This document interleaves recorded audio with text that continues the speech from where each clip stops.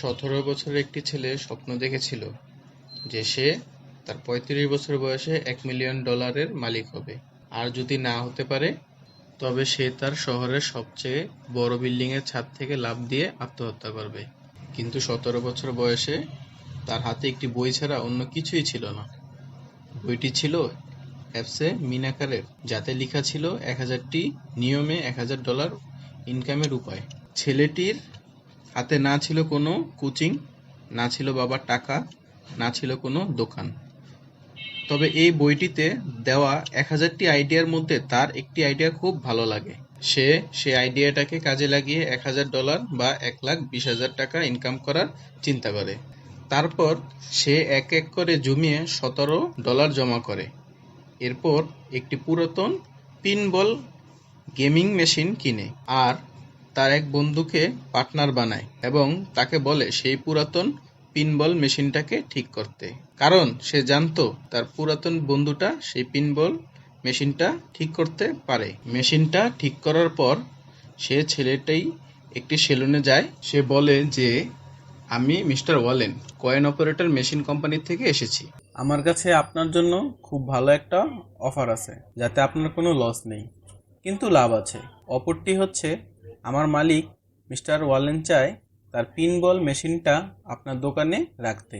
যেসব কাস্টমার আপনার দোকানে এসে চুল কাটার জন্য বসে থাকে, তারা ইচ্ছা করলেই ওই মেশিনে কয়েন দিয়ে গেম খেলতে পারবে, আর এই মেশিনে থেকে যেই আয় হবে তার 30% আপনাকে দেওয়া হবে। নাপিতের ওই আইডিয়াটা খুব ভালো লাগলো। সে চিন্তা করলো, এমনিতেই তো দোকানটা অনেক বড় আর অনেক জায়গা পড়ে আছে, অনেক কাস্টমার মাঝে মধ্যে বিরক্ত হয়ে অন্য দোকানে চলে যায়। মেশিনটা থাকলে কাস্টমাররা বিরক্ত হবে না, আর হালকা পাতলা একটা আয়েরও ব্যবস্থা হয়ে যাবে। ছেলেটির প্রস্তাব নাপিত রাজি হয়ে যায় এবং প্রথম দিনই তারা $7 আয় করে ফেলে। সেখান থেকে $2 নাপিতকে দিয়ে $5 ছেলেটি নিয়ে যায়। আর যখন ছেলেটির কাছে $21 হয়, সে আরেকটি পিনবল মেশিন কিনে অন্য একটি সেলুনে সেট করে দেয়। এভাবে দেখতে দেখতে অনেকগুলো সেলুনে ওই পিনবল মেশিন ইনস্টল করে ফেলে, আর 1 বছরে ছেলেটি $1000 আয় করে নেয়। তারপর সে $1000 শেয়ার মার্কেটে ইনভেস্ট করে তার লাইফের মোড় ঘুরিয়ে নেয়। বর্তমানে সে $145 বিলিয়ন সম্পদের মালিক এবং বিশ্বের তৃতীয় ধনী ব্যক্তি, যার নাম হচ্ছে ওয়ারেন বাফেট। তো ওয়ারেন বাফেটের এই ছোটবেলার সফলতার গল্প থেকে আমরা যে 4টি বিষয় শিখতে পাই, সেই 4টি বিষয় ভালোভাবে বুঝতে পারলে আমরাও ওয়ারেন বাফেটের মতো ধনী হতে পারবো।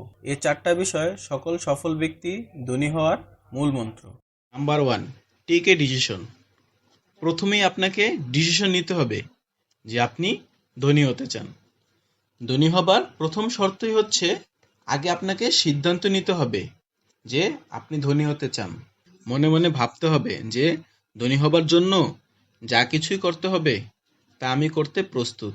এর পাশাপাশি এটাও ঠিক করতে হবে যে কত বছরের মধ্যে আপনি ধনী হতে চান, কিভাবে ধনী হতে চান। ওয়ারেন বাফেটের মতো 17 বছর বয়সেই ধনী হবার চিন্তা করেছিল দেখেই সে আজ বিশ্বের তৃতীয় ধনী ব্যক্তি। তাই প্রথমে আপনাকে সিদ্ধান্ত নিতে হবে যে আপনি ধনী হতে চান এবং কত বছর বয়সে ধনী হতে চান, তাহলে আপনি ধনী হবার প্রথম স্টেপ পার করে ফেলবেন। Number 2, follow of multiple income.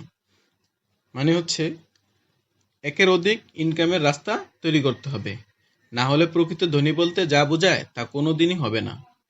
আপনি যে কোনো ব্যবসা করেন না কেন, সে ব্যবসার মুনাফা 1-2 বছরের মধ্যে কোনোভাবেই খরচ করা যাবে না।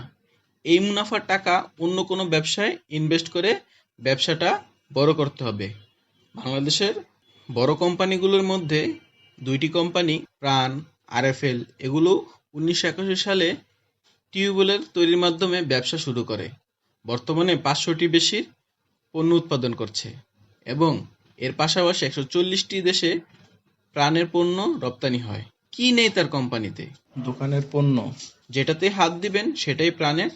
এখন যদি আমজাদ খান শুধু টিউবওয়েলের তৈরিতেই আটকে থাকতেন, তাহলে প্রাণ, আরএফএল এগুলো আজ এত বড় হতো না। তাই যেই ব্যবসায়ী হোক না কেন, সেটা বড় করার চিন্তা থাকতে হবে। মূল কথা হচ্ছে, ব্যবসা মুনাফার টাকা 1-2 বছরের মধ্যে খরচ করা যাবে না, সেই টাকা দিয়ে অন্য একটা ব্যবসা শুরু করতে হবে। Number 3, solve problem using common sense. সমস্যার সমাধান করতে হবে বুদ্ধি খাটিয়ে।